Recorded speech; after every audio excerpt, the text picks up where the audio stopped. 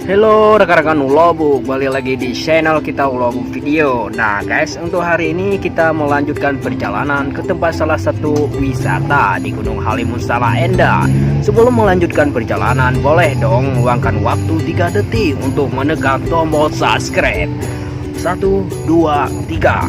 Nah, terima kasih bagi yang sudah berlangganan atau subscribe akun channel kami. Oke, langsung kita lanjutkan perjalanan ke Gunung Halimun Salahenda.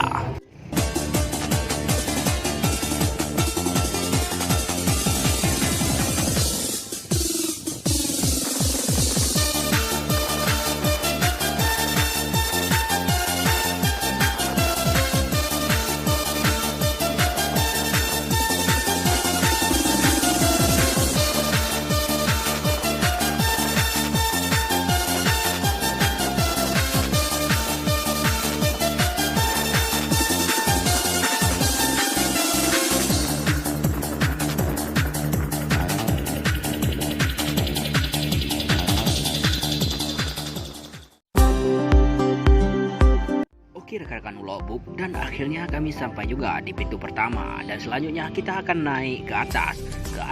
Perjalanan kita tempuh 30 menit. Berarti dari Depok ke Bogor menghabiskan waktu hingga 1 jam 20 menit.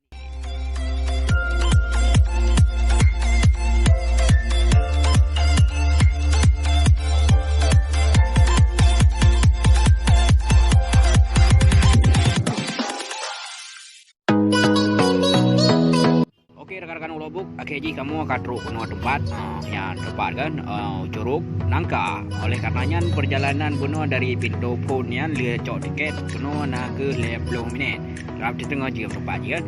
Oleh karenanya menyuruh libur uro biasanya berhaju tepi, tapi ramai no uro minggu tahun baru dan uro raya lagi kan. Uro raya lagi ada. Jadi cocok untuk ini tak pergi camping ataupun acara-acara lah lagi. Oleh karenanya tempatnya cukup lebih ya. Harap yang dia nampak jaket lagi pemandangan dia bukan cukup lega kan.